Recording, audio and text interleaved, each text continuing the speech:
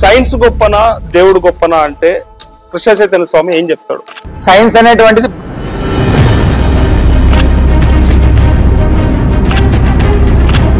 అసలు దేవుడు హిందువా, ముస్లిమా, క్రిస్టియనా అంటే భగవంతుడు మీరు చెప్పేటువంటివన్నీ ఏం లేవు. మరి వాళ్ళ వర్టికల్స్ ఎందుకు, ఆ లైన్లు ఎందుకు, అవన్నీ పాటించాలని చెప్పి కట్టుబాట్లు ఎందుకు? అంటే ఇక్కడ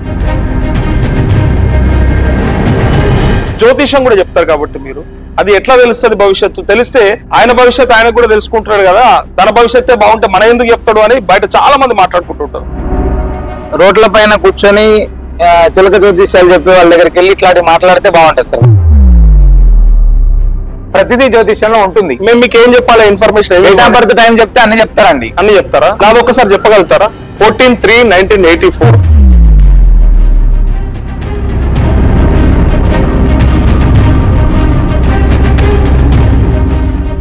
మీరు సంతానం కోసం ప్రసాదం ఇస్తారని విన్నాను. సో నిజంగా ప్రసాదం తింటే కలుగుతారా? డాక్టర్ల దగ్గరకు పోవాల్సిన పని లేదా?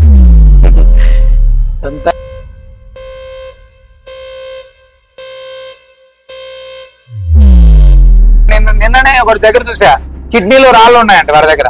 కిడ్నీలో రాళ్ళు ఉంటే వెనకల నుంచి ఇలా పట్టుకొని టచ్ అంటే తగ్గిపోయిందా? కిడ్నీలో రాళ్ళు ఉన్నాయి, కిడ్నీలో రాళ్ళు ఉన్నాయి, ఉన్నాయి.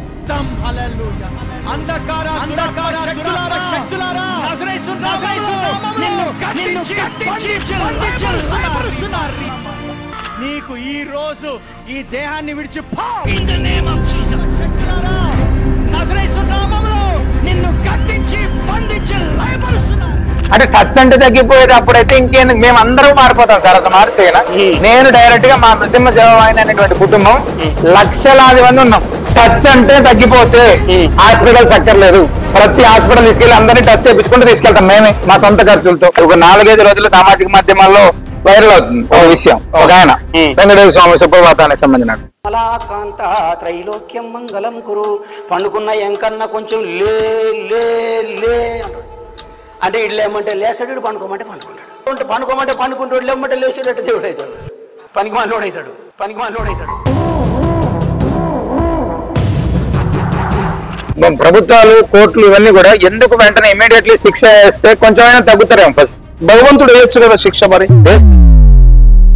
2 వీలర్ కూడా నా పేరు మీద లేదు, మా నాన్న పేరు మీద ఉందని చెప్పే మీరు ఇట్లా లక్షలాది మందికి భోజనం పెట్టడము, ఇదంతా చూస్తుంటే ఖచ్చితంగా ఎవరో పెద్ద తలకాయ ఉంది మీ వెనకాల, ఏదో హస్తం ఉందని అనిపిస్తుంది. చాలా పెద్ద తలకాయ ఉంది సార్.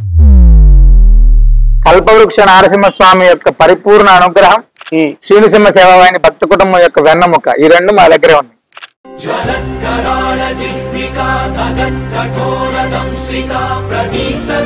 ఒకరికి మంచి చేసేటువంటి ప్రతి ఒక్కరు భగవంతుడే మా దృష్టిలో.